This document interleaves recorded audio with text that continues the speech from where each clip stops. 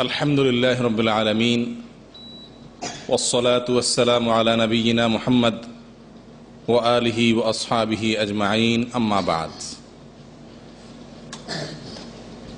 প্রশংসা কেবল আল্লাহ সুবহানাহু ওয়া তাআলার।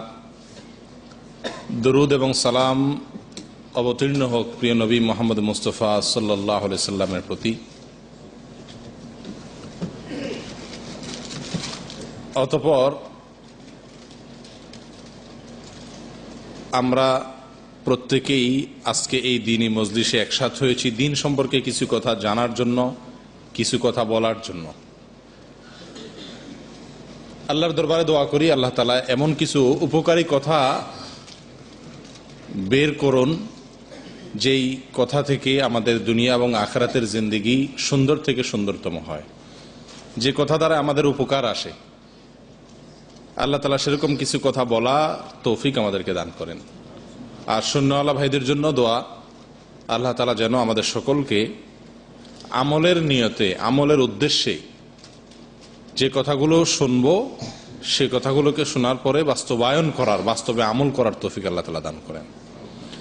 প্রিয় দিনী ভাইরা, আজকে আলোচনা করার ইচ্ছা হলো জামাতবদ্ধ সালাতে, জামাতবদ্ধ নামাজে বেশ কিছু ভুল ত্রুটি আছে আমাদের, এগুলো বিষয়ে। আমরা যে নামাজ জামাতের সাথে আদায় করি, এই জামাতে নামাজ আদায় করতে গিয়ে অনেক ভুল ত্রুটি হয় আমাদের দ্বারা। সেই ভুল ত্রুটিগুলোর কিছু ভুল ত্রুটি নিয়ে আমরা ইনশাআল্লাহ আজকে আলোচনা করব। সর্বপ্রথম জামাতে নামাজ যারা পড়েন তাদের ভিতরে সর্বপ্রথম যে ভুলটা হয় সেটা হলো জামাতের ব্যাপারে অনেকের, সকলের তো আর ভুল হয় না আলহামদুলিল্লাহ, অনেকেই আছেন যারা জামাতে নিয়মিত না। জামাতে কি না? অনিয়মিত জামাতে নামাজ আদায় করেন। অর্থাৎ তিনি জামাতে নামাজ পড়েন মাশাআল্লাহ, কিন্তু নিয়মিত জামাতের সাথে কি করেন না? নামাজ আদায় করেন না। এখানে আছেন কিনা এমন লোক? 5 ওয়াক্ত পুরা হয় না, 4 ওয়াক্ত হয়, 3 ওয়াক্ত হয়, মাঝে মধ্যে বাদ যায়, এরকম অনেক লোক আছেন না? জি। এই বাদ যাওয়াটা যদি কোনো এমন কোন কারণে হয়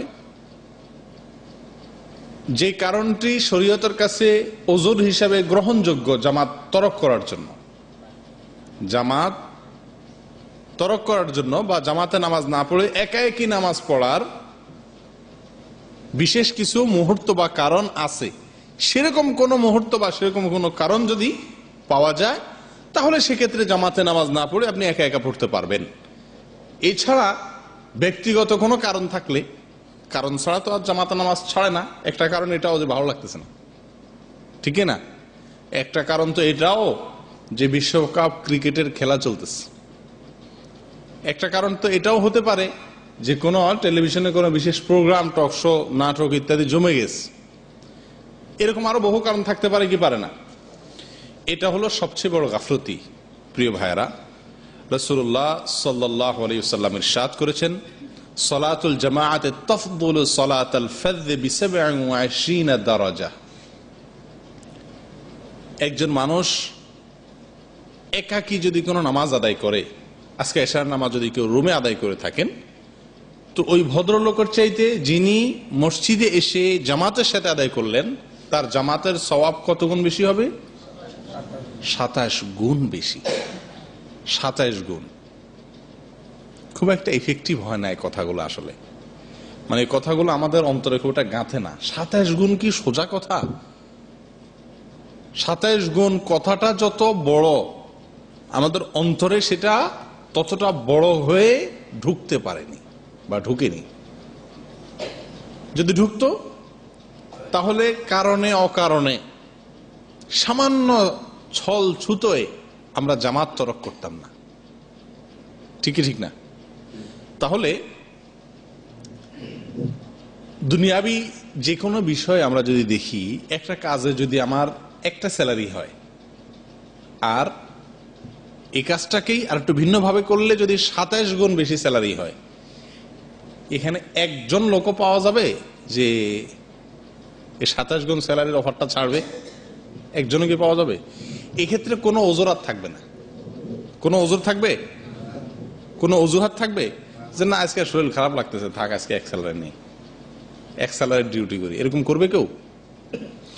কিন্তু দিনই ব্যাপারে আসলে আল্লাহ এবং তার রসুল সাল্লাল্লাহু আলাইহি সাল্লামের দেওয়া ওয়াদাগুলোর প্রতি আমাদের বিশ্বাস ততটা মজবুত এবং সুদৃঢ় হয়ে জমে নাই, যার কারণে আমাদের জামাত বদ্ধভাবে সালাত আদায়ের গুরুত্ব আমরা ততটা বুঝতে পারিনি। প্রিয় দিনী ভাইরা, জামাতে সালাত আদায় কতটা গুরুত্বপূর্ণ যে আল্লাহ রসুল সাল্লাল্লাহু আলাইহি সাল্লাম বলেন, আমার মনে চায় জামাতে নামাজ পড়ার পরে যুবকদের একটা দলকে নিয়ে বের হই এবং ঘরে ঘরে বাড়ি বাড়ি গিয়ে দেখি, রুমে রুমে গিয়ে দেখি কারা জামাতে নামাজ পড়তে আসে নাই। যে ঘরগুলোর পুরুষরা জামাতে নামাজ পড়তে আসে নাই সেই ঘরগুলোতে আগুন জ্বালিয়ে তাদেরকে শেষ করে দিতে আমার মন চায়। কিন্তু যেহেতু সেখানে নিরপরাধ শিশু আছে, নারীরা আছে, এই জন্য আমি এই কাজটা করতে পারতেছি না। তার মানে কি, জামাত তরক করা ইচ্ছাকৃতভাবে এমন একটি অপরাধ যে অপরাধের সাজা হিসেবে রাসূলুল্লাহ সাল্লাল্লাহু আলাইহি ওয়াসাল্লাম মৃত্যুদণ্ডের কথা ঘোষণা করেন নাই, কিন্তু আগ্রহ প্রকাশ করেছেন। কত বড় জঘন্য কাজ জামাত ছাড়া একাকী নামাজ পড়া। আর একটি কথা বলে এই পয়েন্ট আমরা শেষ করব। আপনারা অনেকেই জানেন আল্লাহ রসুল সাল্লাল্লাহু আলাইহি ওয়াসাল্লামের একজন সাহাবী অন্ধ ছিলেন, অন্ধ। তিনি এসে অনুমতি প্রার্থনা করলেন, ইয়া রাসূলুল্লাহ, আমি তো চোখে দেখি না, জামাতে নামাজ পড়ার জন্য সে যুগে তো এখনকার মতো মসজিদ এত ধারে কাছে ছিল না, আমার বাসা থেকে মসজিদ পর্যন্ত যেতে হলে আমি তো চোখে দেখি না, কিভাবে যাব? এই জন্য আমার জন্য ছাড় দেওয়া যায় কিনা যে আমি বাসায় নামাজ পড়লেই হয়ে যাবে। আল্লাহ রসুল সাল্লাল্লাহু আলাইহি ওয়াসাল্লাম তার জন্য ছাড় দিলেন না। উনি একটা সুতা বেঁধে নিয়েছিলেন মসজিদ থেকে বাসা পর্যন্ত, ওই সুতা ধরে ধরে ধরে মসজিদ পর্যন্ত আসতেন। কি বোঝা গেল? জামাতে নামাজের গুরুত্ব বোঝা গেল কি গেল না? রাসূলুল্লাহ সাল্লাল্লাহু আলাইহি ওয়াসাল্লামের জীবনের শেষ মুহূর্তে, একেবারে মৃত্যুর আগ মুহূর্তে তিনি অসুস্থ হয়ে পড়লেন। বেশ কয়েকদিন ধরে তিনি অসুস্থ ছিলেন, গুরুতর অসুস্থ। এত বেশি অসুস্থ হয়ে পড়লেন বিশেষ করে শেষের দিনে যে তিনি ওযু করে নামাজের জন্য প্রস্তুতি নিচ্ছেন, আবার হঠাৎ করে বেহুশ হয়ে যাচ্ছেন, ওনার চেতনা হারিয়ে ফেলছেন। আবার নামাজের জন্য প্রস্তুতি নিচ্ছেন, আবার বেহুশ হয়ে যাচ্ছে অসুস্থতার কারণে। একবার, দুইবার, বেশ কয়েকবার এরকম হলো। এদিকে মসজিদে নববীতে সাহাবা একরাম নামাজের জন্য অপেক্ষা করছেন, জামাতে নামাজ পড়বেন, আল্লাহ রাসূল সাল্লাল্লাহু আলাইহি ওয়াসাল্লাম ইমামতি করে নামাজ পড়াবেন। সাহাবীরা অপেক্ষা করছেন। আপনারা সবাই মদিনাতে গেছেন, রাসূলুল্লাহ সাল্লাল্লাহু আলাইহি ওয়াসাল্লামের এখন যেখানে কবর, এই জায়গাটাই ছিল ওনার কি ঘর, এই জায়গায় ছিল কি ওনার হুজরা বা ঘর, আয়েশা রাদিয়াল্লাহু তাআলা আনহা ঘর। তো এই জায়গাটাতে আল্লাহ রাসূল সাল্লাল্লাহু আলাইহি ওয়াসাল্লাম আছেন। আর মদিনাতে গেছেন সবাই জানেন কম বেশ। ওনার ওই থেকে, যে কবর যেখানে আছে এই জায়গাটা থেকে ওনার যে মিম্বর, যে মিম্বরে তিনি নামাজ পড়াইতেন, যেটা ওই যে রিয়াদুল জান্নার সামনে আছে, দেখছেন না মোটামুটি সবাই? এই জায়গাটা কত দূর দূর হবে, কতটুকু? আনুমানিক 20 মিটার। আচ্ছা, 20 হোক 40 হোক, খুব বেশি না এরকম। এই জায়গাটায় এতটুক দূরত্ব রাসূলুল্লাহ সাল্লাল্লাহু আলাইহি ওয়াসাল্লাম পায়ে হাঁটে আসার শক্তি নাই, এত অসুস্থ হয়ে গেছেন। ওই যে বেহুশ হয়ে যাচ্ছেন, আবার হুঁশ হারিয়ে ফেলছেন, আবার হুঁশ ফিরে আসতেছে, এত অসুস্থ হয়ে পড়ছে। তখনও তিনি দুইজন লোককে ডাকলেন, যখন একটু শরীরটা মোটামুটি যাওয়ার মতো মনে হলো, তখন দুজন লোককে ডাকলেন। একজন ছিলেন আব্বাস রাদিয়াল্লাহু তাআলা আনহু, আরেকজন ছিলেন আলী রাদিয়াল্লাহু তাআলা আনহু। সহিহ বুখারীতে আসছে যে আলী রাদিয়াল্লাহু তাআলার কাঁধে এক হাত দিলেন, আব্বাস রাদিয়াল্লাহু তাআলা আনহুর কাঁধে আরেক হাত দিলেন। দুজনের কাঁধে দুই হাত দিয়ে ভর করে পাও হেসড়ায় হেসড়ায়, পাও টেনে টেনে তিনি জামাতে এসে শামিল হয়েছেন। অর্থাৎ পায়ের উপরে ভর করে যে হাঁটবেন সেই শক্তিটুকু শরীরে ছিল না। কতটুকু অসুস্থ হলে মানুষ পাওটা জমিনে রাখতে না পারে, কতটা দুর্বল হলে শরীর। দুইজন সাহাবীর কাঁধে দুই হাত দিয়ে পুরা শরীরের ভারটা তাদের উপরে ছেড়ে দিয়ে পাওটাকে টেনে টেনে হেসড়ায় হেসড়ায় ওই 20 মিটার 30 মিটার জায়গা আসতে হলো তাকে, কতটা অসুস্থ যে এইটুক জায়গা আসতে পারলেন না, তবুও নিজের রুমে বসে নামাজটা পড়েননি। আসলেন, দাঁড়ানোর ক্ষমতাই নাই, ইমামতি কিভাবে করবেন? বললেন মুরু আবু বকরিন, আবু বকরকে নির্দেশ করো, তোমরা বলো যেন সে মানুষের ইমামতি করে নামাজটা পড়ায়। আবু বকর রাদিয়াল্লাহু তাআলা ইমামতি করে নামাজ পড়ালেন। আল্লাহ রাসূল সাল্লাল্লাহু আলাইহি ওয়াসাল্লাম পিছে জামাতে শামিল হলেন। এই ঘটনা থেকেই আমরা কি এই শিক্ষাটা নিতে পারি যে জীবনের শেষ মুহূর্তে এসে এত প্রচন্ড অসুস্থ হয়েও জামাতে নামাজ ছাড়লেন না, একা একই নামাজ পড়লেন না, মসজিদে এসে জামাতের সাথে পড়লেন। অতএব আমাদের জামাতের গুরুত্ব দেওয়া উচিত কি উচিত না? আল্লাহ তাআলা আমাদের সকলকে আজ থেকে আমি নিজে, আমরা সবাই আমরা নিয়ত করি যে পৃথিবীর যে কোনো জায়গায় থাকি, যে কোনো অবস্থায় থাকি, যে কোনো মূল্যে জামাতে নামাজ পড়বো ইনশাআল্লাহ। ডিউটিতে কাজে যদি এমন কোনো মুসিবতে পড়ে যাই যে আমি এখান থেকে যেতে পারছি না, তো অন্তত 2 জন মানুষকে নিয়ে হলো কি করব, জামাতে নামাজ পড়বো। ঠিক আছে তো ইনশাআল্লাহ? জীবনের তরে প্রতিজ্ঞা করে নিই যে একাকি নামাজ পড়বো না, কমপক্ষে 2-4 জন নিয়ে যেখানে আছে সেখানে কি করব, জামাত কায়েম করবো ইনশাআল্লাহ। ঠিক আছে তো ভাই? জি। তাহলে 1 নম্বর গাফলতি হলো, 1 নম্বর ভুল হলো যে জামাতে নামাজের ব্যাপারে একটু অনিয়মিত হওয়া। অনিয়মিত হওয়া যাবে না, নিয়মিত হইতে হবে। ঠিক আছে তো ইনশাআল্লাহ? জি। এবার আসেন, জামাতে নামাজের পড়তে গেলে আমাদের আরেকটা ভুল হয়, সেটা হলো অনেকেই যখন জামাত শুরু হয়ে যায় তখন একামত শুরু হয়ে গেছে, জামাত দাঁড়ায় গেছে, তো জামাতে শামিল হওয়ার জন্য, আয়েশা জামাত ধরার জন্য দৌড় দেয়। আছেন না অনেকে?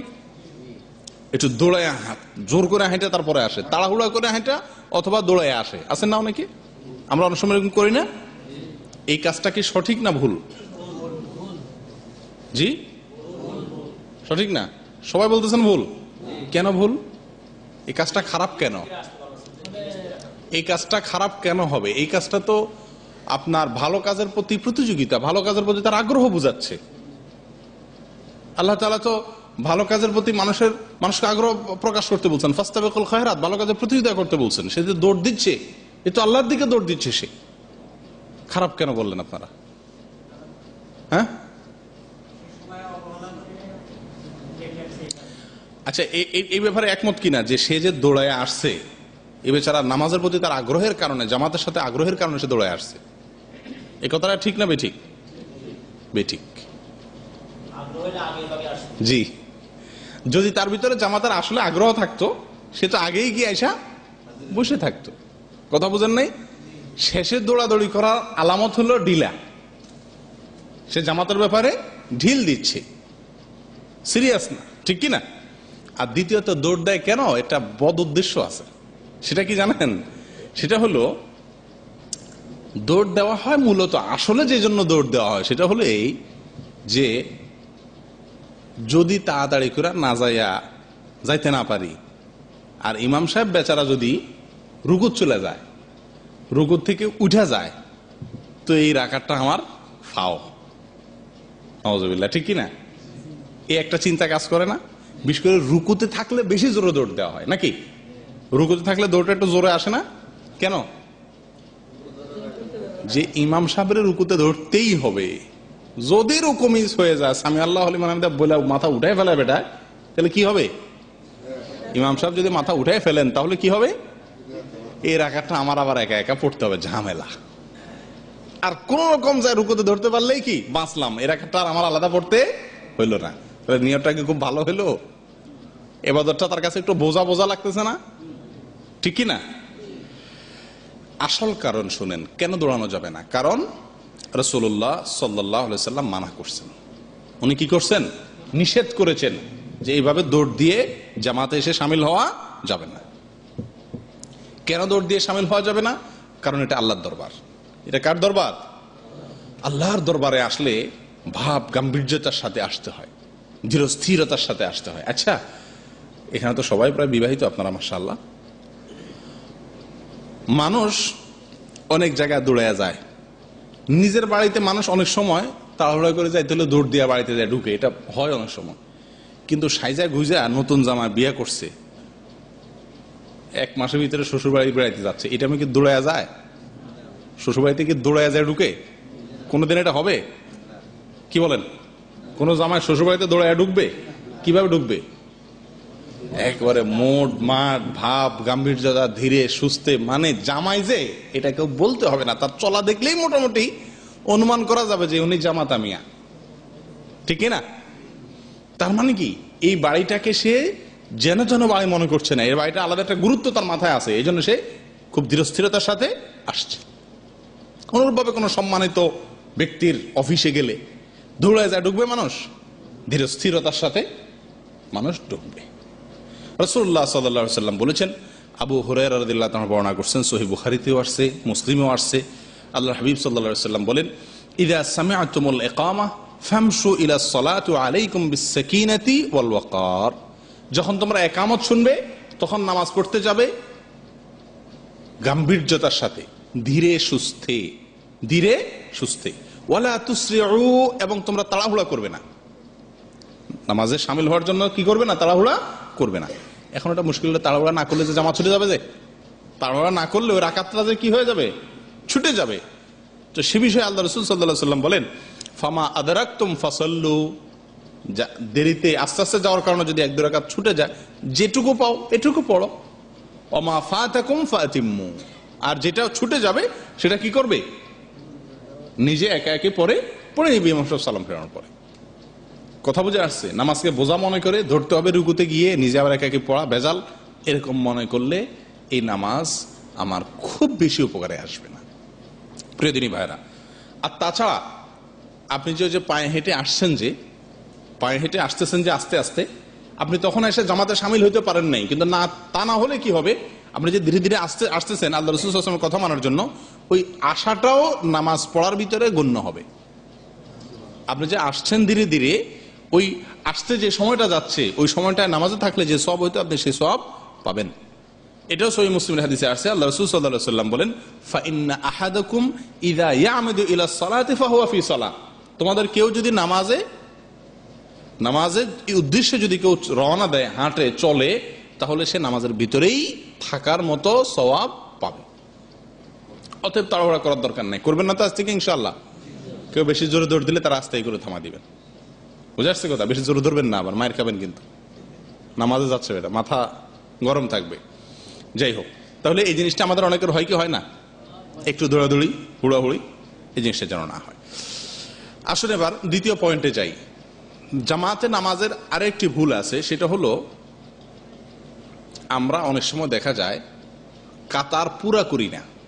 আসলাম, জামাত দাঁড়ালো বা শুরু হলো, অথবা শুরু হয়ে গেছে, আপনার যে নামাজের সফ বা কাতার থাকে, এই কাতারগুলোর সামনের কাতারটাকে আগে পুরা করা জরুরি। সামনের কাতারটাকে আগে পুরা করা কি জরুরি? সামনের কাতারকে খালি রেখে পিছনের কাতারে দাঁড়ানো যাবে? যাবে না। কোন কোন উলামা একরামের মধ্যে যদি সামনের কাতারে ফাঁকা রেখে পিছে রেখে নামাজ পড়া একাকি, তো নামাজই হবে না। এত বড় জঘন্য ভুল এটা। কিন্তু আমাদের দ্বারা এই ভুলটা অনেক সময় হয়। এই ভুলটা আমাদের দ্বারা অনেক সময় হয়। কেমনে হয়? অনেক সময় দেখা যায় আমি আসলাম, ওই যেসব মসজিদের দোনো দিক থেকে দরজা আছে, দেখা যায় যে এই পাশে মনে করেন 4-5 জনের খালি আছে, তো আপনি বা এই সাইডে দরজা আছে, তো আপনি চিন্তা করলেন যে ওখানে তো 2-4 জনের জায়গা খালি, এটা তো আমি এখন মাঝখানে দাঁড়াইছি, আবার ওখানে যাব, ওটা তো এমনি কি হয়ে যাবে, ফুল হয়ে যাবে। কেউ না কেউ তো আসবেই, আমি এখানে দাঁড়ায় যাই, কেউ না কেউ আসবে এ আশা করে আপনি এখানে দাঁড়ায় গেলেন। কাজটা কি সঠিক হলো না ভুল হলো? কেন ভুল হলো? কাতার তো খালি থাকলো না। ভুল এই জন্য হলো যে আপনি তো সওয়াবটা পাইলেন না, কেউ না কেউ পাইল, আপনি তো সওয়াবটা পাইলেন না।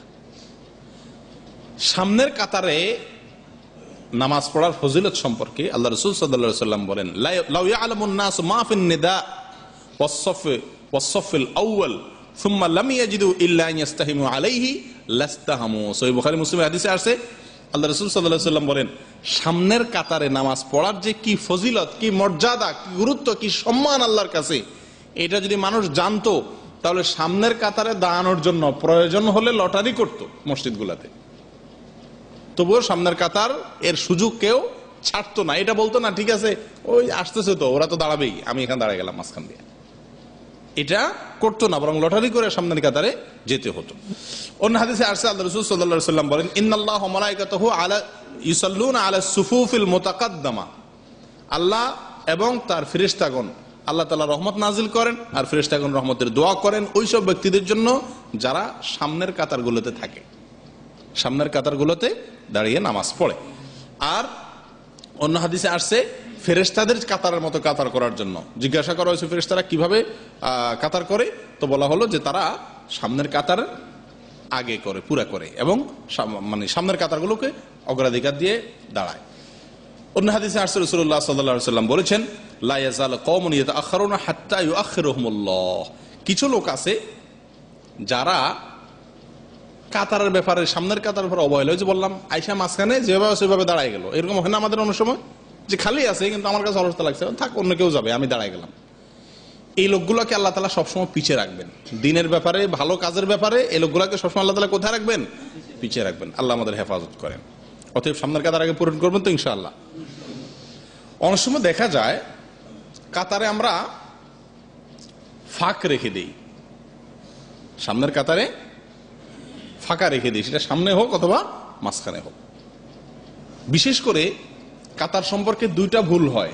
একটা হলো সামনের কাতারে যাওয়ার ব্যাপারে আগ্রহী না হওয়া, আর একটা হলো ফাঁকা রেখে দেওয়া। সামনের কাতার সম্পর্কে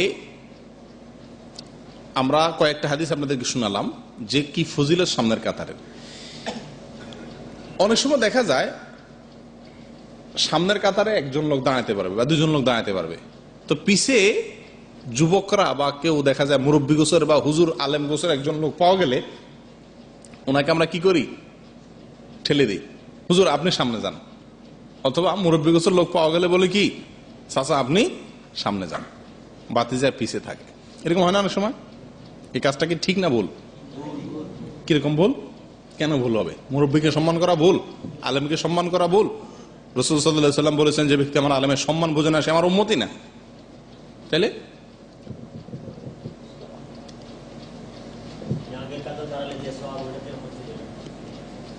যে মুরব্বীর সম্মান করলো, আলেমের সম্মান করলো, তো কাজটাই খারাপ হয়েছে। জি, যাই হোক, এরকম হয় কি হয় না সামনে দেওয়ার? এই লোকটা যদি মুরব্বীকে সম্মানের নিয়ত করে তাহলে সম্মান করা এটা সব সে পাবে, ঠিক আছে, কিন্তু এরকম করাটা ঠিক না। কেন ঠিক না? আজর এবং সওয়াব, যে কাজটাতে আমার জন্য ফজিলত আছে, সওয়াবের ব্যাপার আছে, এরকম বিষয় অন্য কাউকে আগায় দিয়া সম্মান করা এটা ভালো কাজ হলেও খুব ভালো কাজ না। ব্যাপারটা বুঝতে পারছেন? আচ্ছা, দুনিয়ার ব্যাপারে আমরা আসি। আমি যদি এখন বলি 500 রিয়ালের 50টা নোটের একটা বান্ডিল আছে, এখানে রাখলাম এই টেবিলে, আপনাদের মধ্যে যিনি আগে এটা ধরতে পারবেন তার 1 2 3 বলে স্টার্ট দিলাম। কি বলেন? কে কে আছেন মুরব্বীরে বলবেন চাচা আপনি যান। একজনও কি আছেন এখানে? একজন আছেন? আরে ভাই, মুরব্বী তো পরের কথা। বাপ আর ছেলেও যদি থাকে তো ছেলে বাপরে বলবেন, আব্বা তুমি পার আমি পাওয়া তো একই কথা, যাও তুমি নাও। বলবে? বলবে যে আমি আগে নিয়ে এনে দরকার হলে বাপরে 2-4টা দিয়ে দিব, পরের কথা, কিন্তু নিতে হবে আমার। কথা ঠিকই ঠিক না? এটা যদি এত সুন্দর করে বুঝি তাহলে ওইটা কেন বুঝি না যে সামনের কাতারের সওয়াব অনেক বেশি। সামনের কাতারে দাঁড়ানোর জন্য ফেরেশতা আল্লাহ এবং তার ফেরেশতারা দোয়া করে। জাযাকুমুল্লাহ। তাহলে ব্যাপারটা বুঝতে পারছেন তো? ঠেলাঠেলি করাটা ভালো কাজ না মন্দ কাজ? 500 রিয়ালের নোট এখানে রাখলাম, এই টাকাটা দিয়ে আপনি ভালো কাজই করবেন। মুসল্লি নামাজ পড়েন মাশাআল্লাহ, আপনি হারাম কাজে ব্যয় করবেন না, কিন্তু তারপরেও তো এই কাজটাতে আপনি কি করতেছেন না, মুরব্বীরে বা একজন আলেম সাহেব থাকলে বলবেন যে হুজুর আপনিই নেন, আমাদের শেখ মাহবুব হুজুর আপনিই যান। দিবেন? কেউ দিবেন? আমি তো দেব না। অন্তত পাইলে হুজুরের দরকার হলে 1-2টা হাদিয়া দিয়ে দেবো, ওইটা পরের কথা, কিন্তু গোটা বান্ডিলটা হুজুরে দিয়ে দেবো আমি, এটা তো হয় না। তাহলে নামাজের ক্ষেত্রে কেন বুঝি না আমরা? আরেকটা ছোট্ট গল্প শুনেন। রাসূলুল্লাহ সাল্লাল্লাহু আলাইহি সাল্লামের কাছে অনেক সময় হাদিয়া আসতো, বিভিন্ন খাবারের জিনিস। হাদিয়া আসলে উনি একা খাইতেন না, বাসা নিয়ে যেতেন না খুব একটা। উনি যদি সাহাবীদের মধ্যে থাকা অবস্থায় হাদিয়া আসতো তো উনি সবার মধ্যে বন্টন করে দিতেন। একবার দুধ আসছে এক বাটি, কোন একজন আল্লাহ রাসূল সাল্লাল্লাহু আলাইহি সাল্লামের কাছে দুধটা হাদিয়া দিছে। হাদিয়া দিলে উনি দুধটা নিলেন, নিয়ে একটু খাইলেন, পান করলেন। দুধটা একটু পান করলেন। পান করার পরে এখন উপস্থিত দুজন লোক আছেন, ওনাদেরকে দিবেন। উনি একটু খেয়ে নিলেন, কারণ যিনি আনছেন উনি মনে কষ্ট পাবে যদি উনি না খায়। তিনি একটু খাইলেন, খাইয়া এবার দুজন লোক আছে। ডান পাশে আছেন একজন জুনিয়র সাহাবী, বয়সে অনেক ছোট, বাচ্চা মানুষ, একেবারে ইয়াং, আব্দুল্লাহ ইবনে আব্বাস রাদিয়াল্লাহু তাআলা ডানে। আর বামে আছেন সাহাবীদের ভিতরে অনেক সিনিয়র মানুষ, অনেক সিনিয়র মানুষ, সম্মানের দিক থেকে সবার চাইতে বেশি। রাসূল আকরাম সাল্লাল্লাহু আলাইহি ওয়াসাল্লামের পরে সবার চাইতে তার মর্যাদা বেশি। এমনকি আল্লাহ রাসূল সাল্লাল্লাহু আলাইহি ওয়াসাল্লামের শ্বশুরও আবু বকর সিদ্দিক রাদিয়াল্লাহু তাআলা, উনি বামে বসা। এখন সুন্নাত হলো ইন্নাল্লাহা ইউহিব্বুত তায়ামুনা ফি কুল্লি শাই হাত্তা তানাউলা ওয়াত তারাজ্জুল। আল্লাহ তাআলা সব কাজে ডানকে পছন্দ করেন, এমনকি জুতা পরতেও, চিরুনি, মাথার চিরুনি করতেও, চুল আশ্রাইতেও আল্লাহ তাআলা কোনটাকে পছন্দ করেন? ডানটাকে আগে করার পছন্দ করেন। যে কোনো ভালো কাজে ডানটাকে আগে করা। আপনারা কি এটা লক্ষ্য করেন? এটাকে লক্ষ্য করা হয়? আজ থেকে করবেন ভাই, করবেন তো ইনশাআল্লাহ? আমি লক্ষ্য করি আলহামদুলিল্লাহ, ইচ্ছা করলেই হয়। সবাই সিরিয়াসলি লক্ষ্য করবেন। আমরা অনেকেই আছি খুব জঘন্য একটা কাজ করি, বহু লোক আছি আমরা বাম হাতে পানি খাই। অনেক লোকে এই জঘন্য কাজটা করি, করি কি করি না? এটা যদি আপনার সামনে করে বাধা দিবেন সাথে সাথে, সুন্দরভাবে নম্রভাবে খুব মুস্কি হাসি দিয়ে বলে, ভাই রাসূল আকরাম সাল্লাল্লাহু আলাইহি ওয়াসাল্লাম কঠোরভাবে নিষেধ করছেন বাম হাতে পানি খাইতে বা বাম হাতে কোনো খানা খাইতে। ডান দিক থেকে খেতে বলেছেন, ডান হাতে খেতে বলেছেন, বাম হাতে খাবো না। চিকিৎসা বিজ্ঞানও বলে বাম হাতে যে কোনো কিছু খাওয়া মানুষের জন্য স্বাস্থ্যকর নয়, ডান হাতে খাওয়া যতটা স্বাস্থ্যকর। কথা বুঝে আসছে? অতএব ডান দিকটাকে আল্লাহ তাআলা পছন্দ করতেন। আমরা মসজিদ থেকে বাইরে হলে জুতা কোন পা আগে পরি? হ্যাঁ, মসজিদ থেকে বাইর হইতে তো বাম পাও দিয়া বের হবো, জুতা পরি কোন পাও দিয়া আগে? ডাইন পাও দিয়া? জি না, বাম পাও পরা হয় বেশি। কেন বলেন তো? কারণ মসজিদ থেকে বাইরে হইতে তো বাম পাওটা আগে যায় না, ওটা আগে যাইয়াই জুতা ঢুকে যায়, ঠিক কি না? এরপরে ডান পাও যায়, লক্ষ্য করেন। অথচ হওয়া উচিত ছিল বাইর হবেন আগে বাম পাও দিয়া, ঠিক আছে, কিন্তু বাম পাও দিয়া বাইর হইয়া বাম পাওটা জুতার উপরে থাকবে, পড়বেন না। ডাইন পাওয়ারে বাইর করে ওটারে জুতার দিয়ে ঢুকাবেন ডাইরেক্ট। কথা বুঝতে পারছেন? তাহলে সুন্নাতটা আদায় হয়ে যাবে। ডানকে আল্লাহ তাআলা পছন্দ করেন। জামা যখন পরেন কোন হাতে আগে পরেন? উচিত হলো ডান হাতে আগে পরার। ডান হাত আগে পরেন এটা বলেন না ভাই, বেশিরভাগ লোকই, সত্য কথা হলো ডাইন আর বাম এটা এত লক্ষ্য না। বাম হাত আগে করে এটাও আমি বলবো না, মানে যে কোনো একটা কি যেটা আগে সুবিধা হলো ঢুকাই দিল না, আমাকে লক্ষ্য করতে হবে ডানটা আগে করতে হবে। ঠিক অনুরূপভাবে আপনি যদি কারোর মধ্যে কিছু বন্টন করেন তো কোন দিক থেকে করতে হবে? সালাম মুসাফা করবেন, কয়েকটা লোক উপস্থিত আছেন, কোন দিক থেকে করবেন? ডান দিক থেকে। এটা সুন্নাত। এখন আল্লাহ রাসূল সাল্লাল্লাহু আলাইহি ওয়াসাল্লামের কাছে যে দুধ আসছে হাদিয়া, উনি দুধটা নিয়ে পান করবেন, নিজে একটু পান করলেন, এইভাবে পান করলেন। তো এবার উনি ডান পাশে আব্দুল্লাহ ইবনে আব্বাস আছেন, বাম পাশে মুরব্বী সাহাবী আছেন, শ্বশুর, সাহাবীদের ভিতরে সিনিয়র সব দিক থেকে। তো উনি এবার চিন্তা করলেন যে হক তো ডান পাশের, হক কার? ডান পাশের আগে, কিন্তু সে তো ছোট মানুষ, এদিকে বাম পাশে আবার মুরব্বী। এখন ডান পাশের যে ছোট বাচ্চা ইয়াং আব্দুল্লাহ ইবনে আব্বাস রাদিয়াল্লাহু তাআলা আনহু সাহাবী, ওনাকে বলতেছেন, আব্দুল্লাহ, উনি সম্পর্কে আল্লাহ রাসূলের কি হয়? আব্দুল্লাহ ইবনে আব্বাস কি হয়? চাচা হলো আব্বাস, আর আব্দুল্লাহ হলো কি? চাচাতো ভাই রাদিয়াল্লাহু তাআলা আনহুমা। আব্দুল্লাহ ইবনে আব্বাস রাদিয়াল্লাহু তাআলা রাসূল আকরাম সাল্লাল্লাহু আলাইহি ওয়াসাল্লামের কি? চাচাতো ভাই। এবং শুধু চাচাতো ভাই না, অনেক আদরের চাচাতো ভাই। রাতে রাসূলুল্লাহ সাল্লাল্লাহু আলাইহি ওয়াসাল্লামের সঙ্গে একসঙ্গেই একই ঘরে থাকতেন প্রায় বেশ কিছুদিন। আল্লাহ রাসূল সাল্লাল্লাহু আলাইহি ওয়াসাল্লামের জন্য ওযুর পানির ব্যবস্থা করতেন। ভোর রাত্রে উঠে আল্লাহ রাসূল ঘুম থেকে উঠে দেখতেন যে ওযুর জন্য পানি রাখা, বাথরুমে গেলে সেখানে পানিটা রাখা একেবারে জায়গা মতো, এরকম খেদমত করতেন আল্লাহ রাসূল সাল্লাল্লাহু আলাইহি ওয়াসাল্লাম। তো তার জন্য আল্লাহ রাসূল সাল্লাল্লাহু আলাইহি ওয়াসাল্লাম দোয়া করছেন, আল্লাহুম্মা আল্লিমহুল কিতাব, আল্লাহ তাকে এই কোরআনের ইলম দান করিও। এই জন্য পৃথিবীর ইতিহাসে যত কোরআনের তাফসির কারক আছেন, যত বড় বড় মুফাসসিরিন ইকরাম আছেন, এই সবার মুরব্বী, হেড এবং শ্রেষ্ঠ তাফসির কারক বলা হয় আব্দুল্লাহ ইবনে আব্বাস রাদিয়াল্লাহু আনহু। সাহাবীদের মধ্যে সিনিয়র সাহাবীরা কোরআনের কোনো ব্যাখ্যা বিশ্লেষণ জানার দরকার হলে ওই অল্প বয়স্ক আব্দুল্লাহ ইবনে আব্বাস কাছে যেতেন। আল্লাহ রাসূল সাল্লাল্লাহু আলাইহি ওয়াসাল্লাম দোয়া করে দিয়েছেন, আল্লাহ তাকে কোরআনের ইলম দিয়ে দিয়েছেন। যাই হোক, এখন সম্পর্ক ভালো, চাচাতো ভাই তারে বলতেছে, আব্দুল্লাহ হক তো তোমার আগে দেওয়া, কিন্তু তুমি যদি অনুমতি দাও তাহলে আমি বাম পাশে আল্লাহকে দিতে পারি, কারণ মুরব্বী উনি। তুমি যদি দাও, অনুমতি দাও তোমার হকটা ওনার জন্য, তাহলে আমি ওনাকে দিতে পারি। আব্দুল্লাহ ইবনে আব্বাস কি বলা উচিত এখন? তখন বলেন তো, দেওয়া উচিত না উচিত না? উচিত। উনি বললেন, ইয়া রাসূলুল্লাহ, আপনার উচ্ছিষ্ট, আপনার খাওয়ার পরে বাকি অংশ, এই ব্যাপারে কোনো কম্প্রোমাইজ নাই। উনি খাওয়ার পরে থাকবে কি থাকবে না আমি জানি না, আপনি খাইছেন, খাওয়ার পরে বাকি অংশ, এটার ভিতরে বরকত সব জিনিসই থাকে না। আল্লাহ রাসূল সাল্লাল্লাহু আলাইহি সাল্লামের উচ্ছিষ্টের ভিতরে কি আছে? বরকত আছে। আবার যে কোনো হুজুরের খাওয়ার পরে ওটাতে কি থাকবে না? বরকত থাকবে, আশা করা যাবে না। আবার তো আপনার উচ্ছিষ্টের ভিতরে বরকত আছে ইয়া রাসূলুল্লাহ, এই ক্ষেত্রে আমি ছাড় দেব না।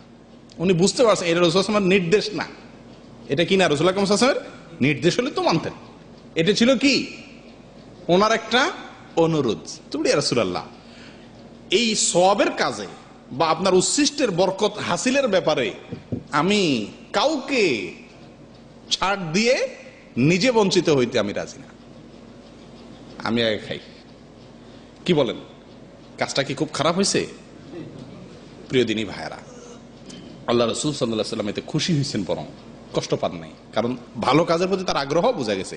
তাহলে এবার পিছের কাতারে হুজুর বা মুরব্বী পাইলে ঠেলে দিবেন? হ্যাঁ, তো কি করবেন? নিজেই দাঁড়ায় যাবেন। কথা বুঝে আসছে? কিন্তু হ্যাঁ, এমন কোনো অঙ্গভঙ্গি করা যাবে না যে কোনো আলেমের প্রতি বা কোনো বৃদ্ধ মুরব্বীর প্রতি বেয়াদবি প্রকাশ পায়, এরকম কোনো অঙ্গভঙ্গি করা যাবে না। কিন্তু ফাঁকা আছে, সবার আগে আমি যাব। বিশেষ করে জুমার নামাজগুলোতে দেখা যায়, আমাদের এই সৌদি আরবের মসজিদগুলোতে, বিশাল বড় বড় মসজিদগুলোতে জুমা হয়, তো মানুষ ফাঁকা ফাঁকা করে বসে। জামাত যখন দাঁড়ায়, সামনের কাতারগুলো কি থাকে? ফাঁকা থাকে, মানুষ ঠেলাঠেলি করে। প্রায় মসজিদগুলোতে এই দৃশ্য দেখা যায়, না? এই কাজটা কি ঠিক? প্রথম কাতারের ফজিলত আল্লাহ রাসূল সাল্লাল্লাহু আলাইহি ওয়াসাল্লাম বলেছেন, ফেরেশতারা দোয়া করে তার জন্য, প্রথম কাতার আলাদের জন্য, আল্লাহ তাদের প্রতি রহমত নাজিল করেন। এবং লটারি করেও মানুষ যাইতো, যদি জানতো সামনের কাতারে যাওয়ার কি ফজিলত। অতএব লক্ষ্য করবেন তো ইনশাআল্লাহ। তাহলে এই ভুলটা যেন আর না হয় যে সামনের কাতার ফাঁকা রেখে পিছনে কাতারে যাওয়া, অথবা অন্য কাউকে দিয়ে নিজে পিছনে কাতারে যাওয়া, এটা যেন না হয়। লক্ষ্য করবেন তো ইনশাআল্লাহ। জামাতবদ্ধ নামাজে আরেকটা ভুল আছে কাতার সংক্রান্ত, সেটা হলো ফাঁকা ফাঁকা করে দাঁড়ানো, মিলে মিলে না দাঁড়ানো। এটা একটা চরম ভুল ভাই। বিশেষ করে আমাদের দেশে এই ভুলটা মহামারীর আকার ধারণ করছে।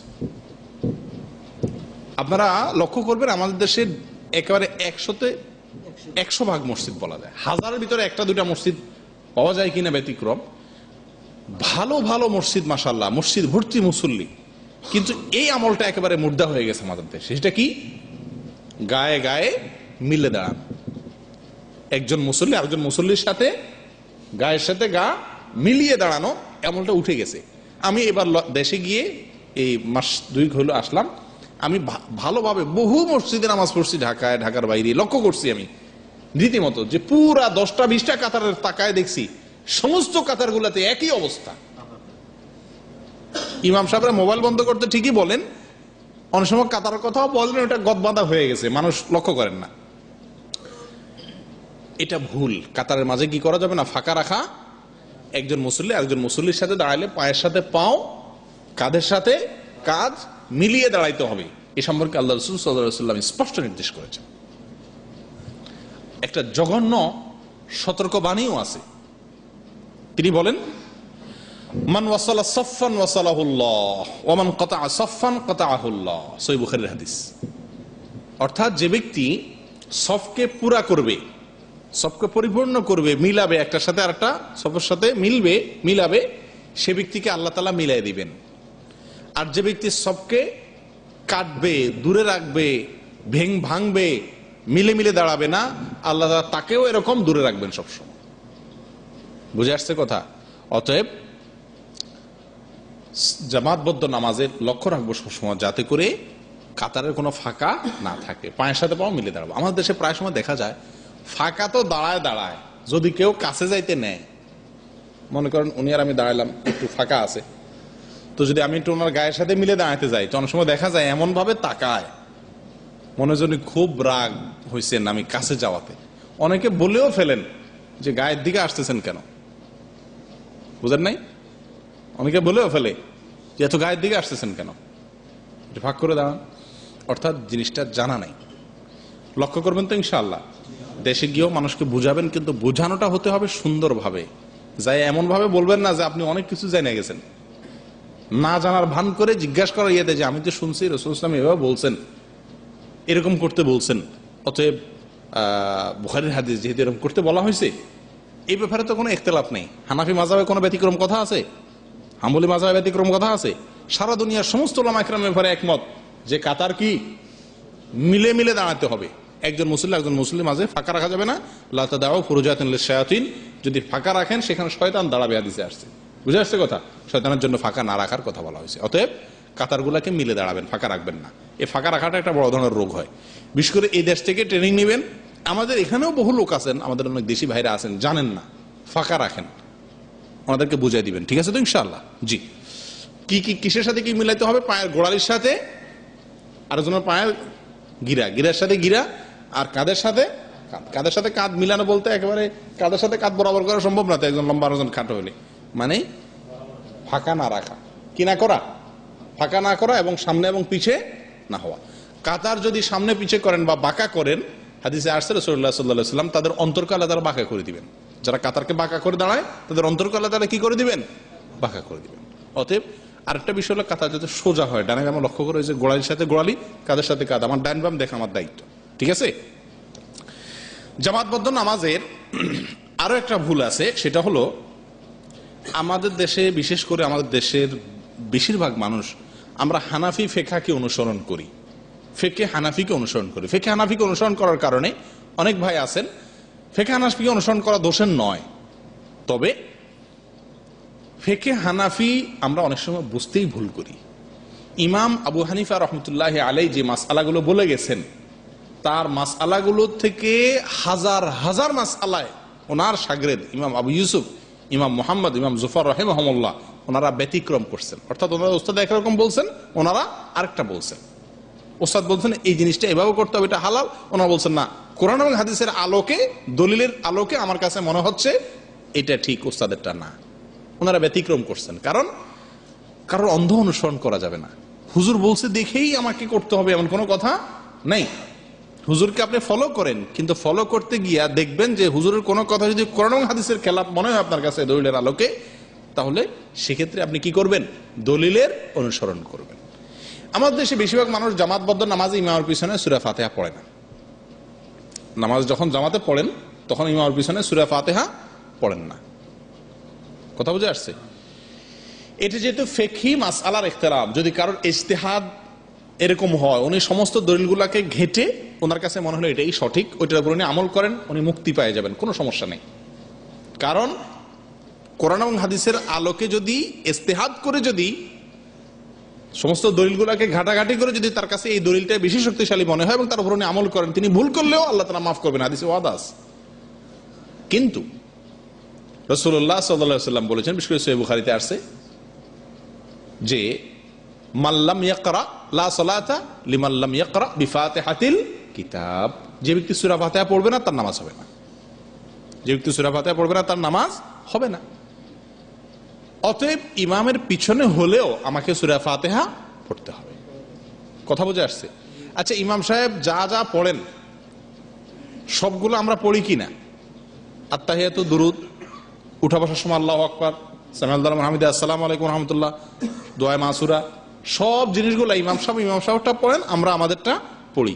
শুধু জামাতে একসাথে পড়ি, ওনার পর করে জিনিসটা এই নাকি? সূরা ফাতিহার বেলায় কেন উনি পড়বেন, আমরা বলবো যে না উনি পড়লে আমারটা হয়ে যাবে। হ্যাঁ, এরকম একটা রেওয়ায়াত পাওয়া যায়, সে রেওয়ায়াতের ভিত্তিতে অনেকে আমল করেন। কিন্তু একটা কথা সবসময় মনে রাখবেন, ওলামা ইকরামের ভিতরে যখন ইখতিলাফ হয় তখন এমন মতটাকে গ্রহণ করবেন যে মতটা বেশি সতর্কতামূলক, যে মতটা কি বেশি সতর্কতামূলক। যেমন কথার কথা, একজন আলেম বলছেন যে ইমামের পিছনে সূরা ফাতিহা পড়া লাগবে না, ইমামের পিছনে সূরা ফাতিহা পড়া লাগবে না, অর্থাৎ না পড়লেও নামাজ হয়ে যাবে। কিন্তু পড়লে যে নামাজ হবে না এই কথা উনি বলেন না। পড়লে উনি ওনার মতেও কি পড়লে নামাজ হয়ে যাবে, কিন্তু পড়া জরুরি না। ঠিক আছে। আরেকজন আলেম বলতেছেন ইমামের পিছনে সূরা ফাতিহা না পড়লে নামাজই হবে না। দুজন কোরআন হাদিসের আলোকে বলতেছেন। কোন মতটা আপনার জন্য মানলে বেশি নিরাপদ হয়, বেশি সতর্কতামূলক হয়? কোন মতটা? পড়লে পড়লে সবার মতে কি হয়ে যাচ্ছে, নামাজটা আমার হয়ে যাচ্ছে। কিন্তু আমি না পড়ি যদি সূরা ফাতিহা ইমামের পিছনে, তাহলে একজনের মতে নামাজ হয়ে যাচ্ছে, কিন্তু আরেকজনের মতে কি হচ্ছে না, নামাজটা হচ্ছে না। কথাটা বুঝতে পারছেন? আপনারা, আমি বললাম যে ভাই এখানে একটা মূল্যবান জিনিস রাখা আছে, যার কাছে এখন এত টাকা, যে এত টাকা এখানে রাখতে পারবে সে নিয়ে যাবে। কথা বুঝছেন? এখন এটা নিয়ে আপনাদের ভিতরে মতবিরোধ হয়েছে। একজন বলছে যে মতুয়া 8 টাকার কথা বলছে, আরেকজন বলছে না 10 টাকার কথা বলছে। কথা বুঝছেন? তো কত টাকা রাখা নিরাপদ হবে? 10 টাকা না 8 টাকা?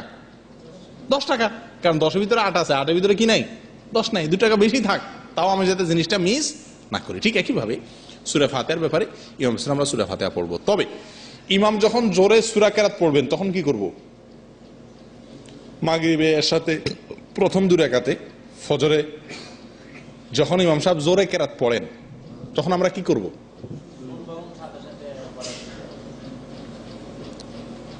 আর কোন মত আছে? ইমাম যখন জোরে কেরাত পড়েন তখন আমি আলহামদুলিল্লাহ সূরা কিভাবে পড়বো? মন আস্তে আস্তে তো সবসময় পড়বো, মনে মনে পড়ার কোনো সুযোগ নেই। অনেকে মনে মনে পড়েন, মনে মনে পড়া পর্যন্ত, জিহ্বা নাড়ানো ছাড়া মনে মনে না পড়লে কিছুই হবে না। কথা বুঝে আসছে? জিহ্বা নাড়াইতে হবে, আস্তে আস্তে পড়বেন, কিন্তু মনে মনে পড়া না। যাই হোক, ইমামের পিছনে সূরা ফাতিহা ইমাম যদি জোরে পড়েন তখন কি করবেন?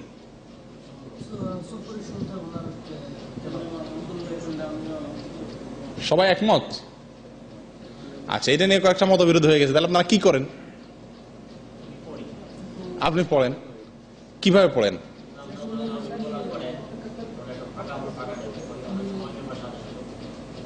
আচ্ছা, এক্ষেত্রে ওলামা ইকরাম আপনাদের ভিতরে এই যে 2-3 রকমের মত পাওয়া যাচ্ছে, ওলামা ইকরামের 2-3টা মতামত আছে এই ব্যাপারে। আপনারা ইসলামী ফিকহ বাংলায় অনুবাদ হয়েছে, বইটা পাইছেন? অনেকে পাইছেন না? ইসলামী ফিকহ এই বইটা বাংলা ভাষায় সৌদি আরবে এই পর্যন্ত যত বই প্রকাশ হয়েছে তার ভিতরে সবচেয়ে বড় এবং বৃহত্তর মাসাইলের বই হাদিসের আলোকে। এদেশের সর্বোচ্চ ওলামা ইকরামের একজনে লিখছেন কিতাবটা। তো এই কিতাবটাতে আপনার এই সূরা ফাতিহার পরে পড়ার মাসলার প্রসঙ্গে বলা আছে, ইমাম যখন জোরে সূরা ফাতিহা পড়বেন তখন আপনি শুনবেন, পড়বেন না। তখন আপনি কি করবেন? শুনবেন। যদি ফাঁকা পান, ইমাম সাহেব যদি সূরা ফাতিহা থেকে পড়ার পরে অন্য একটা সূরার মাঝখানে ফাঁকা দেন, যে ফাঁকা দিয়ে পড়ার মতো যায়, তখন আপনি পড়বেন। কথা বুঝে আসছে? কিন্তু এমন যেন না হয় ইমাম পড়তেছেন জোরে জোরে, আপনিও পিছে পড়তেছেন, এটা ভুল। কথা বুঝে আসছে? অনেকে কি করেন, ইমাম সাহেব সূরা ফাতিহার তো আসলে পড়ার পদ্ধতি হলো এক আয়াত পড়ে চুপ থাকা, এক আয়াত পড়ে চুপ করে, অর্থাৎ অক্ষ করে দাঁড়িয়ে একটু বিরতি দিয়ে আরেক আয়াত পড়া, আলহামদুলিল্লাহ রাব্বিল আলামিন আর রহমানির রহিম মালিক ইয়াউমিদ্দিন। এভাবে প্রত্যেক আয়াতের পর ইমাম সাহেব যে সময় দিবেন, অনেকে বলেন সে সময়ের মধ্যে কি করে নেবেন, আপনি এক আয়াত এক আয়াত করে পড়ে নেবেন। অবশ্য ইসলামী ফিকহের রচয়িতা লিখছেন এই ব্যাপারে হাদিসের কোনো দলিল নাই। আমি কোথাও পাই নাই যে রাসূল আকরাম সাল্লাল্লাহু আলাইহি ওয়াসাল্লাম এরকম সুযোগ দিতেন না সাহাবীরা পড়তেন, এরকম কোনো হাদিস থেকে দলিল উনি পান নাই বলে বলেছেন। যাই হোক, সংক্ষিপ্ত সার কথা হলো, ইমাম যখন জোরে পড়বেন তখন আপনি শুনবেন। সুযোগ পাইলে যখন অবসর ফাঁকা দিবে আরেকটা সূরা মিলানোর আগ দিয়া, তখন আপনি কি করবেন? পড়ে নেবেন। কথা বুঝে আসছে? কিন্তু যখন পড়বেন তখন শুনবেন, আর আস্তে যখন পড়বেন তখন অবশ্যই পড়বেন। কথা বুঝে আসছে? জি, এই গেল সূরা ফাতিহা ইমাম হোসেনের পড়ার ব্যাপারে। এরপর আসেন, আরেকটা ভুল হলো মহিলাদের জামাতে নামাজের মধ্যে আরেকটা বড় ব্যাপার হলো, মহিলারা জামাতে নামাজ পড়বে নাকি পড়বে না? জি, পড়বে। সবাই একমত? মহিলারা জামাতে নামাজ পড়বে নাকি একাকী নামাজ পড়বে? মসজিদে আসবে নাকি বাসায় পড়বে? অনেক মত, মাশাআল্লাহ। যাক, দেখুন এক্ষেত্রে দুইটা আমল প্রচলিত আছে। একটা আমল আছে, দেখেন আপনারা সৌদি আরবে প্রায় সব মসজিদগুলোতে কি আছে, মহিলাদের নামাজের ব্যবস্থা আছে। আর আমাদের দেশে দেখা যায় কোন মসজিদে কি নাই, মহিলাদের নামাজের ব্যবস্থা নাই, ইল্লা মাশাআল্লাহ বাইতুল মুকাররম জাতীয় মসজিদ, ঢাকা নিউ মার্কেটে, এরকম দুই একটা জায়গাতে দেখা যায় মহিলাদের নামাজের ব্যবস্থা। বেশিরভাগ মসজিদেই কি নাই, মহিলাদের নামাজের ব্যবস্থা নাই। এখন ব্যবস্থাটার কথা পরে আসি, আগে হলো মহিলারা মসজিদে এসে নামাজ পড়া উত্তম না বাসা নামাজ পড়া উত্তম, এটা নিয়ে সাহাবায়ে কেরামের মধ্যে থেকেই ইখতিলাফ চলে আসছে এবং এটা নিয়ে চরম ইখতিলাফ ছিল। সহিহ মুসলিমের হাদিসের ভিতরে তো দোনো রকম রিওয়ায়াত আসছে। হযরত আয়েশা রাদিয়াল্লাহু তাআলা আনহা এটার বিরোধী ছিলেন, বলতেন না মহিলারা বাসায় নামাজ পড়বে, মসজিদে না। কিন্তু বেলাল রাদিয়াল্লাহু তাআলা আনহু এবং আরো অন্যান্য অনেক সাহাবী বলতেন না, মসজিদে এসেই নামাজ পড়বে। একেবারে ওনাদের মধ্যে সহিহ হাদিসের ভিতরে আসছে, ওনাদের ভিতরে কি ছিল, দুইটা মত ছিল। কথা বুঝে আসছে? সহিহ বুখারীতেও উভয়মুখী দলিলগুলো আসছে কম বেশ। খোলাসা কথা হলো, মহিলাদের জন্য মসজিদে না এসে বাসায় নামাজ পড়া উত্তম। মসজিদে না এসে বাসায় নামাজ পড়া, তবে বাধা দেওয়া যাবে না। যদি তারা আসে ব্যবস্থা থাকতে হবে, যদি তারা আসে ব্যবস্থাটা কি থাকতে হবে। সাহাবীদের ভিতরে এটা নিয়েই মতবিরোধ ছিল, যে অবস্থা থাকবে কি থাকবে না, বাধা দিতেন না।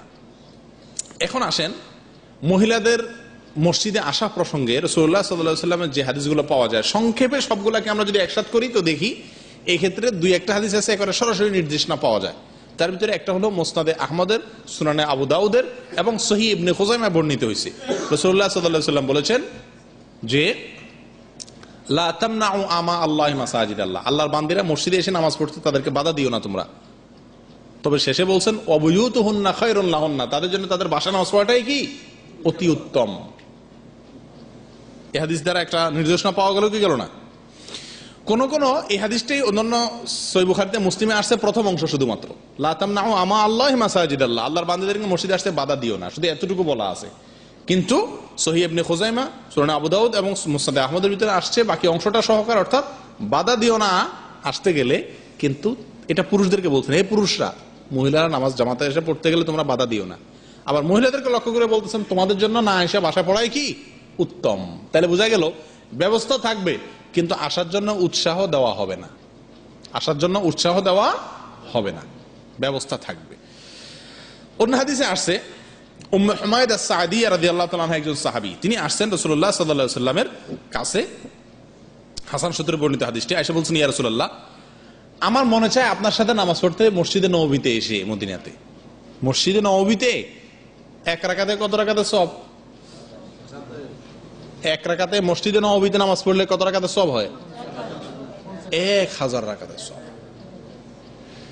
এই সওয়াবের আগ্রহ, আবার রাসূল আকরাম সাল্লাল্লাহু আলাইহি ওয়াসাল্লামের সাথে নামাজ পড়ার আগ্রহ। ওই মহিলা বলেন ইয়া রাসূলুল্লাহ, আপনার পিছে নামাজ পড়ার আমার খুব আগ্রহ, আমার মনে চায় আপনার পিছে নামাজ পড়তে। আল্লাহ রাসূল সাল্লাল্লাহু আলাইহি ওয়াসাল্লাম তাকে বলছেন ওয়াসালাতুকা ফি বাইতিকা খায়রুল লাকা মিন সালাতিকা ফি হুজরাতিকা, ওয়াসালাতুকা ফি হুজরাতিকা খায়রুল লাকা মিন সালাতিকা ফি দারিকা, ওয়াসালাতুকা ফি দারিকা খায়রুল লাকা মিন সালাতিকা ফি মসজিদে কওমিকা, ওয়াসালাতুকা ফি মসজিদে কওমিকা খায়রুল লাকা মিন সালাতিকা ফি মসজিদিল জামাআহ। তোমার জন্য ঘর আছে না, ঘরের যে কোনো জায়গায় নামাজ পড়ার চাইতে তোমার নিজের একান্তে যে তোমার যে বেডরুম, নিজস্ব রুম, ওইটার ভিতরে নামাজ পড়া কি বেশি উত্তম। তোমার বাইরের এরিয়ার যে কোনো জায়গায় নামাজ না পড়ে ঘরের ভিতরে নামাজ পড়াটা বেশি উত্তম। তোমার জন্য জুমার মসজিদে না যাইয়া মহল্লার মসজিদে নামাজ পড়াটা বেশি উত্তম। অর্থাৎ যতটা তুমি ভিতরে নামাজ পড়তে পারো ততই তোমার জন্য বেশি সওয়াব। অর্থাৎ মদিনার মসজিদেও রাসূলুল্লাহ সাল্লাল্লাহু আলাইহি ওয়াসাল্লামের পিছনেও জামাতে নামাজ পড়ার জন্য এখানে না এসে আল্লাহ রাসূল সাল্লাল্লাহু আলাইহি ওয়াসাল্লাম উৎসাহ দিচ্ছেন কোথায় পড়ার জন্য? বাসায় পড়ার জন্য। কিন্তু যদি কেউ আসে তাকে বাধাও দিতে নিষেধ করেছেন। কথা ক্লিয়ার? এখন আমাদের দেশে মুশকিল হলো যে মহিলাদের নামাজের ব্যবস্থা টোটালি নাই, অথচ মার্কেটগুলাতে, বাস স্টেশনে, অন্যান্য জায়গাতে মহিলাদেরও নামাজের একটা ব্যবস্থা থাকা দরকার। সফরে মানুষ যখন যায় তাদেরও তো নামাজ পড়া দরকার হয় কি হয় না? আমি আমার মাকে নিয়ে, আমার ওয়াইফকে নিয়ে অনেক সময় দেশে সফর করলে অনেক বিপদে পড়ে যাই। কোন দোকানদারকে হাত পা ধরা লাগে, ভাই মহিলা একটু নামাজ পড়বে, তখন সবাই তো জায়গা দিয়ে দেয়। কিন্তু মসজিদে যদি একটা জায়গায় ব্যবস্থাটা থাকতো, সব মসজিদে না থাকুক, অন্তত বাস স্টেশনে, ফেরি ঘাটে, লঞ্চ ঘাটে, তারপরে মার্কেটগুলাতে যদি জায়গা থাকতো তাহলে ভালো হইতো, ঠিক কিনা? এক্ষেত্রে ডক্টর আব্দুল্লাহ জাহাঙ্গীর সাহেবের একটা সুন্দর একটা বক্তব্য আছে। উনি বলেন যে দেখেন, আমাদের মা বোনদের তো উচিত ঘরের ভিতরে থাকা, কারণ আল্লাহ তাআলা বলছেন ওয়াকারনা ফি বুয়ুতিকুন্না, তোমরা তোমাদের বাসায় ঘরের ভিতরে থাকো। মহিলারা বাহিরে যাওয়া প্রয়োজনে তো যাবেই, প্রয়োজন ছাড়া বাহিরে যাওয়ার ভিতরে কল্যাণ নাই, ক্ষতি আছে, তারা বাসায় থাকবে। এটা ইসলামের নির্দেশ, আল্লাহর নির্দেশ। এখন যে কোনো কারণেই হোক আমাদের মহিলারা বাসায় থাকে নাই, সবাই বাহির হয়ে গেছে, বিদেশিদের বউরা আরো বেশি বাহির হয়। আপনি এদেশে ইসলামের ওয়াজ শুনতেছেন, আপনার ও মার্কেট করতে, বাজার করতে ব্যাগ নিয়ে চলে গেছে। বেশিরভাগ ফ্যামিলিগুলোর এই অবস্থা আছে কি নাই? কয়জনে খবর নেন? নিজের পরিবারের খবরটা কয়জন আমরা নিতে পারি? কি ভাই, পরিবার, আপনার ওয়াইফ বাজারে কেন যাবে? যদি তার বিকল্প কোনো লোক থাকে তাকে বাজার করে দেওয়ার মতো, তাহলে তার জন্য বাজারে যাওয়া জায়েজ আছে? বিনা কারণে, অকারণে? হ্যাঁ, কখনো বিনোদনের জন্য, কোনো বিশেষ একটু প্রশান্তির জন্য গেলে, বেড়াতে গেলে ভিন্ন কথা। কিন্তু বেশিরভাগ প্রবাসীদের এই অবস্থা যে উনি বিদেশে আসছেন, মাশাআল্লাহ, বউরা কি ঘুরে বেড়াচ্ছেন, বাজারকে বাজার, মার্কেটকে মার্কেট। আপনি পয়সা দিচ্ছেন এখানে, আবার গুনাহগারও হচ্ছেন, কারণ আপনি তাকে সঠিকভাবে চলার জন্য গাইডলাইন করতেছেন না। অতএব এই জিনিসটা লক্ষ্য রাখবেন, বিনা কারণে যেন তারা বাহির না হয়।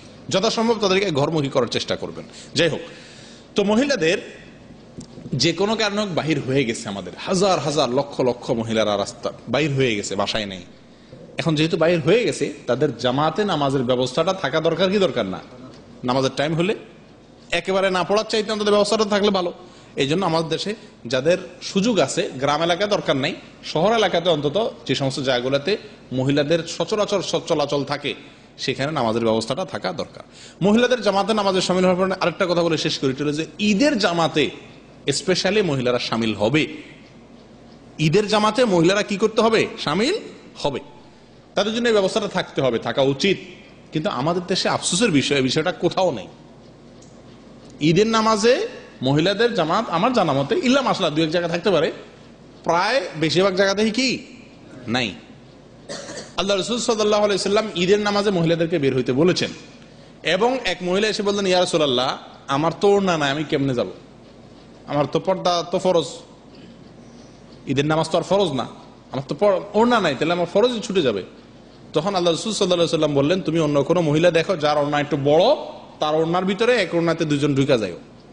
তারপরে তাকে বললেন না যে ঠিক আছে তুমি বাসায় থাকো, নামাজ পড়তে যাও না। তাহলে ঈদের নামাজে মহিলাদের বের হওয়ার নির্দেশ রাসূল আকরাম সাল্লাল্লাহু আলাইহি ওয়াসাল্লাম থেকে আছে, কিন্তু আমাদের সেই জিনিসটা প্রচলিত নাই। এখন আপনারা কি করবেন? এর জন্য মারামারি লাগাই দিবেন এলাকায় যায়? পারলে আলেমদেরকে নিয়ে বসবেন, আলেমদেরকে বোঝানোর চেষ্টা করবেন না। ওলামা একরামের একটা আদব আছে, ওলামা একরামের সামনে দলিল পেশ করবেন এভাবে যে দেখেন, আমি তো এরকম হাদিস শুনছি আলেমদের কাছ থেকে, ওনারা বলছেন এইভাবে, রাসূল আকরাম সাল্লাল্লাহু আলাইহি ওয়াসাল্লাম এইভাবে বলছেন, এখন আপনি কি বলবেন? তো উনি তার হাদিস অস্বীকার করতে পারবেন না। যদি কোরআন হাদিসকে অনুসরণ করেন, হক্কানি আলেম হন, হাদিস কি অস্বীকার করবে? কিন্তু কখনো একজন আলেমকে আরেকজন আলেমের কথা দিয়া, দলিল দিয়া এভাবে বলবেন না যে আরে আপনি কি জানেন অমুক আলেম বলছে। এটা ওলামা একরামের আদবের খেলাফ। ওলামা একরামের আদব যারা জানে না, সম্মান যারা করতে জানে না, রাসূল সাল্লাল্লাহু আলাইহি ওয়াসাল্লাম আমার উম্মতি না। অতএব সুন্দরভাবে, নম্রভাবে তাদেরকে দলিলগুলো পেশ করাবেন। আর সবচাইতে ভালো হয় অন্য কোনো আলেমকে দিয়ে যদি বলাতে পারেন, এটা হয় সবচাইতে ভালো। যাই হোক, মহিলাদের ঈদগাহে আসার ব্যবস্থাটা থাকা দরকার। একেবারেই আমাদের সমাজ থেকে বিলুপ্ত হয়ে গেছে, এটা একেবারেই বিলুপ্ত হয়ে গেছে। অবশ্য এটা জরুরি। অন্যান্য নামাজে না আসাটাই উত্তম, কিন্তু ঈদের নামাজে তারা আসবে। এই জন্য ঈদ থেকে আমাদের দেশে মা বোনরা বঞ্চিত থাকে, ঠিক না? আমাদের দেশের সমস্ত ঘরগুলাতেই মা বোনরা ঈদের আসল আনন্দটা পান না, কারণ ঈদের মেইন আনন্দটা কোথায়? ঈদগাহে যাওয়া আসার মাধ্যমে। আল্লাহ তাআলা আমাদের দেশে এই সুন্নতটাকে জিন্দা করার তৌফিক দান করেন। যাই হোক, এই গেল মহিলাদের জামাতে বা আপনার মসজিদে এসে নামাজ পড়া প্রসঙ্গে। এবার আসেন, জামাতে নামাজ পড়তে গেলে আরেকটা ভুল আমাদের হয়, অনেকেরই হয় ভুলটা, সেটা হলো যে ইমামের আগে উঠা বসা করা। কি করা? ইমামের আগে উঠা বসা করা, রুকুতে অথবা সেজদাতে অথবা সালাম ফিরানোতে অথবা হাত বাঁধাতে, এগুলোতে দেখা যায় ইমাম সাহেবের আগে আগে কাজগুলো অনেক সময় করে ফেলি আমরা। এটা হয় না? এই জিনিসটা হয় কিনা অনেক সময় লক্ষ্য করছেন আপনারা? এটা একটা বড় ভুল, এটা করা যাবে না, এবং এটা কোনো কোনো ক্ষেত্রে এটা চরম জঘন্য ভুল। দেখুন রাসূলুল্লাহ সাল্লাল্লাহু আলাইহি ওয়াসাল্লাম বলেছেন, ইন্নামা জুইলাল ইমামু লিউতাম্মা বিহি। আল্লাহ ইমাম কেন দিবেন? ইমাম কেন দেওয়া হয়েছে ভাই বলেন? অনুসরণ করার জন্য। ইমাম দেওয়া হয়েছে তাকে ফলো করার জন্য, অর্থাৎ ওনাকে দেখে তারপরে পরে কাজগুলো করবেন, এই জন্য ইমাম দেওয়া হয়েছে না? ইন্নামা জুইলাল ইমামু লিউতাম্মা বিহি। ইমাম দেওয়া হয়েছে তোমাদেরকে তার অনুসরণ করার জন্য, তাকে দেখে দেখে করার জন্য। ফাইদা কাব্বারা ফাকাব্বিরু। তিনি যখন তাকবীর বলবেন তারপরে তোমরা তাকবীর বলবা। ওয়াইদা কামা। তিনি যখন দাঁড়াবেন তখন তোমরা দাঁড়াবে। আর তিনি যখন রুকু করবেন, ওয়াইদা রাকা ফারকাউ, যখন রুকু করবেন তখন তোমরা রুকু করবে। তিনি যখন সিজদা করবেন তারপরে তোমরা কি করবে? সিজদা করবে। আমাদের দেশে অনেকেই দেখা যায়, বা এখানে অনেক সময় দেখা যায়, আমরা নামাজ পড়তে গেলে ইমামের আগে আগে আমরা চলে যাই। এই কাজটি জঘন্য ভুল। আল্লাহ রাসূল সাল্লাল্লাহু আলাইহি ওয়াসাল্লাম বলেছেন যে লা তাসবিকুনি বিররুকু'i ওয়ালা বিসসুজুদি ওয়ালা বিল কিয়ামি ওয়ালা বিল ইনসিরাফ। সহিহ মুসলিমের হাদিস। রুকুতে, সেজদাতে, দাঁড়ানোতে, উঠাতে, বসাতে কোনো কিছুতে তোমরা আমার আগে আগে করবে না। অন্য হাদিসে আসছে সহিহ বুখারী এবং মুসলিমে, আবু হুরায়রা রাদিয়াল্লাহু বর্ণনা করছেন, রাসূলুল্লাহ সাল্লাল্লাহু আলাইহি ওয়াসাল্লাম বলেছেন, খুব ভয়াবহ এক সতর্কবাণী, আমা ইয়াখশা আহাদুকুম ইযা রাফা রাসাহু ক্বাবলা আল ইমামি আন ইয়াজআল্লাহু সূরাতাহু সূরাতা হিমারিন। তোমাদের মধ্যে কেউ নামাজে যখন ইমামের আগে মাথা উঠায় ফেলে, তার কি ভয় হয় না আল্লাহ তাআলা তার চেহারাটাকে গাধার মতো বিকৃতি করে দিতে পারেন, হেমারের মতো বিকৃতি করে তার চেহারাকে চেঞ্জ করে দিতে পারেন। এত বড় অপরাধ এটা, ইমামের আগে মাথা উঠানো।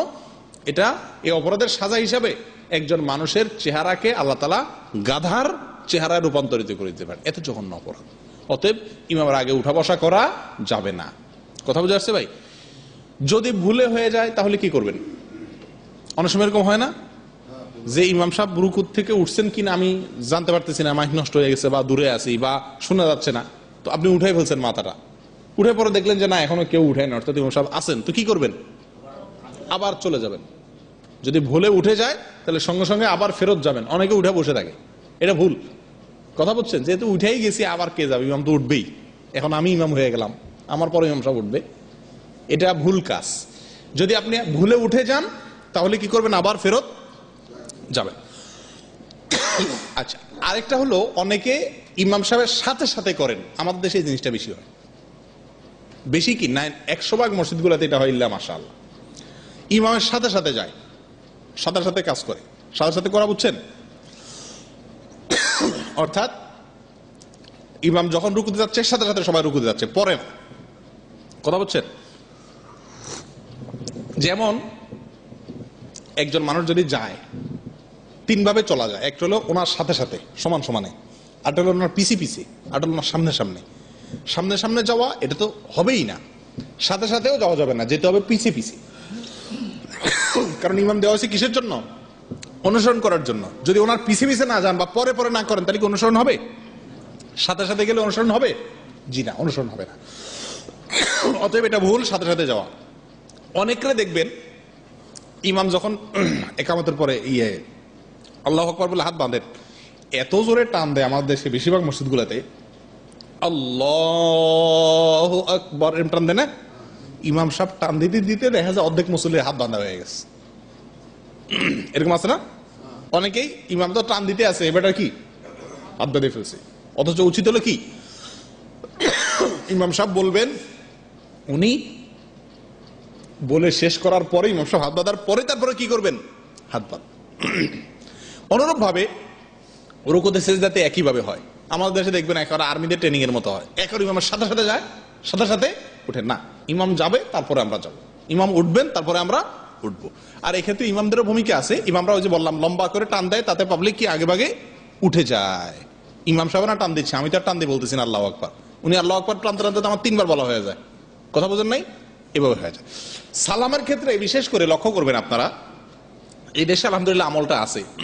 ইমাম সাহেব আসসালামু আলাইকুম রহমতুল্লাহ, আসসালামু আলাইকুম রহমতুল্লাহ, যদি সালাম ফেরানোর পরে মুসল্লিরা কি করে? সালাম ফেরানো শুরু করে, বেশিরভাগ মসজিদগুলো দেখবেন।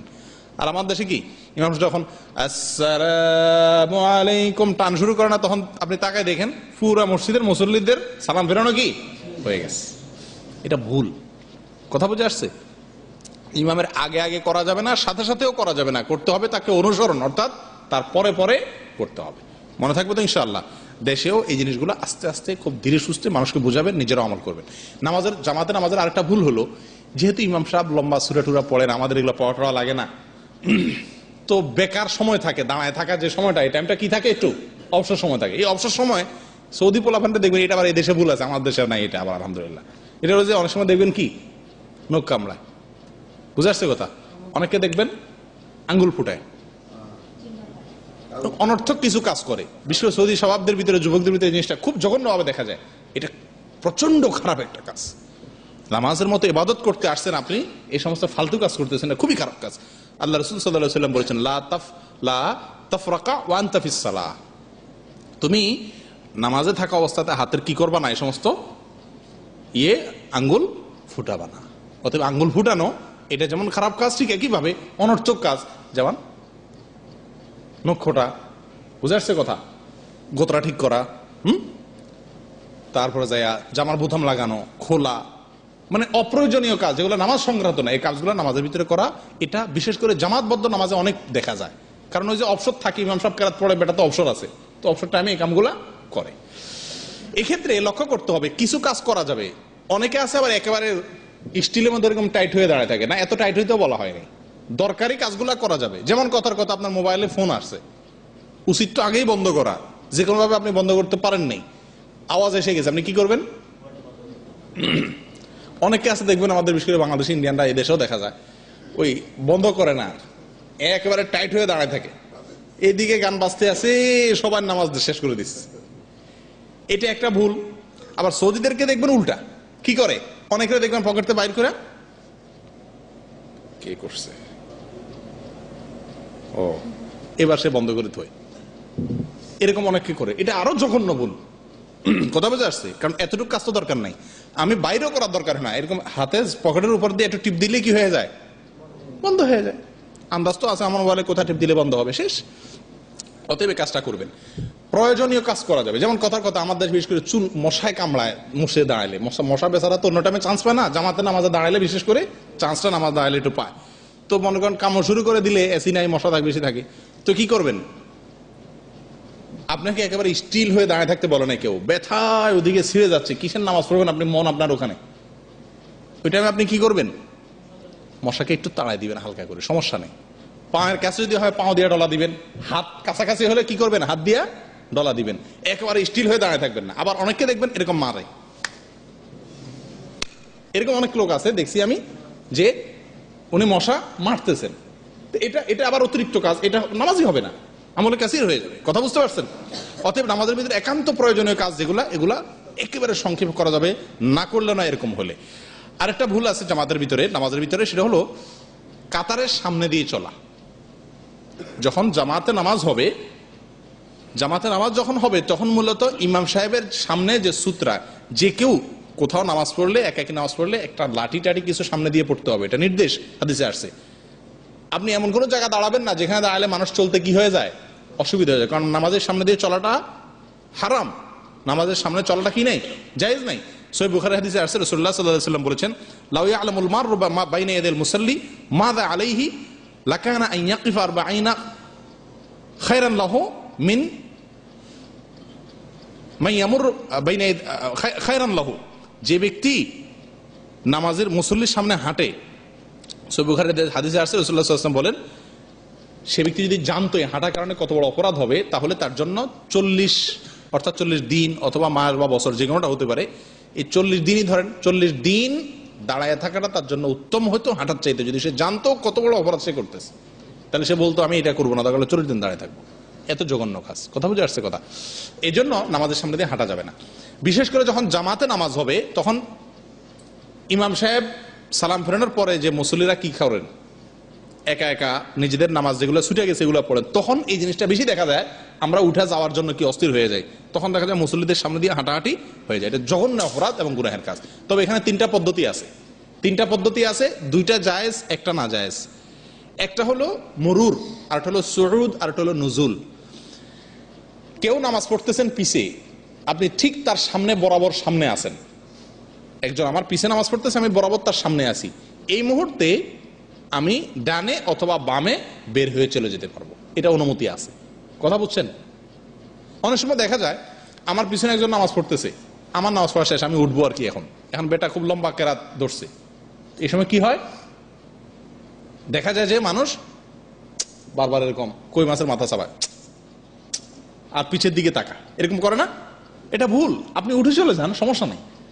যদি বরাবর সামনে থাকেন, ঠিক আছে, তাহলে আপনি ডানে অথবা বামে উঠে চলে যেতে পারেন, সমস্যা নেই। আরেকটা পদ্ধতি আছে, অনেক সময় দেখা যায় একজন নামাজ পড়তেছে, সামনে আসবেন আপনি, তার নামাজ যেখানে পড়তেছে বরাবর সামনে আসবেন, ডানে বামে যাবেন না, তো এটারও অনুমতি আছে। এটাকে বলে সুউদ, আর ওটাকে বলে নুজুল, এটা অনুমতি আছে। হাদিসে মুরুরটা নিষেধ, মান মাররা, বুঝে আসছে কথা? মুরুরটা নিষেধ। মুরুরটা হলো ক্রস, অতিক্রম করা, অর্থাৎ একজন নামাজ পড়তেছে, আপনি তার এক পাশ থেকে আরেক পাশে গেলেন, সেটা যে কোনো পাশ থেকেই হোক, এটা নিষেধ। কথা বুঝে আসছে? অতএব যদি কেউ নামাজ পড়ে সামনে কাতার যদি ফাঁকা থাকে, আপনি বরাবর সামনে এসে দাঁড়ায় যান, কোনো অসুবিধা নেই, বরং এটাই করা উচিত। এমনকি কেউ পড়তেছে, আপনি যে সামনে দিয়ে উঠে চলে যান, কোনো অসুবিধা নেই। তবে যদি এই নিয়তে বসেন যে অন্যদের চলাফেরা সুবিধা হবে, আমি উঠে গেলে আবার অন্যদের হাঁটা চলা অসুবিধা হবে, ওই নিয়তে বসলে আপনি সওয়াব পাবেন, ভিন্ন কথা, কিন্তু আপনি উঠে যেতে পারেন। কথা বুঝে আসছে? তবে হাঁটাহাঁটি করা কোনো অবস্থাতে জায়েজ হবে না, এটা গুনাহের কাজ, হারাম কাজ। সর্বশেষ জামাতবদ্ধ নামাজ, আর অনেক ভুল আছে, সর্বশেষ যে ভুলটা হয় সেটা হলো যে দলবদ্ধভাবে মুনাজাত করা। আমাদের দেশে বেশিরভাগ প্রায় সব মসজিদেই হয়, নামাজের পরে ইমাম সাহেব হাত উঠান, সাথে সবাই কি করেন, মুনাজাত করেন। আল্লাহ মাফ করুক, এই জিনিসটা আমরা অনেকে বুঝতে পারি নাই এখনো দেশে। নামাজের সালাম ফেরানোর সঙ্গে সঙ্গে কি জামাতের কার্যক্রম শেষ।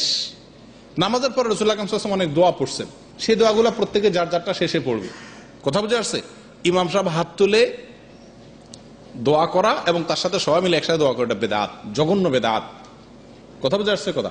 রাসূলুল্লাহ সাল্লাল্লাহু আলাইহি ওয়াসাল্লাম বলেছেন, মান আহদাসা ফি আমরিনা হাযা মা লাইসা মিনহু ফাহুয়া রাদ। যে ব্যক্তি আমাদের দ্বীনি কাজে এমন কিছু কাজ করবে, এমন কিছু কাজ আবিষ্কার করবে যেটা আমরা করতে বলি নাই, তো সেই কাজটা প্রত্যাখ্যানযোগ্য, ওটা বাদ দিতে হবে। কথা বুঝে আসছে? অতএব নামাজের পরে দলবদ্ধ মোনাজাতের কোনো বিধান কোরআন এবং হাদিসে নাই। এখন মুশকিল আমাদের দেশে তো মসজিদগুলোতে আছে, ইমাম সাহেবরা করেন, এটা কয়েক কারণে করেন। এক হলো চাকরি বাঁচানোর জন্য করতে হয়, সত্য কথাটা বললে ওনার চাকরি থাকবে না। আমাদের দেশে কমিটির যে লোকেরা, এরা বলবে হুজুর আপনি একলাই বুঝে গেছেন, সারা দেশে যা করে তাই করেন, ঠিক না? সত্য কথাগুলো আমাদের দেশে আমরা বলতেও পারেন না, এটা একটা সমস্যা। আরেকটা হলো অনেক ক্ষেত্রে জানারও অভাব থাকে।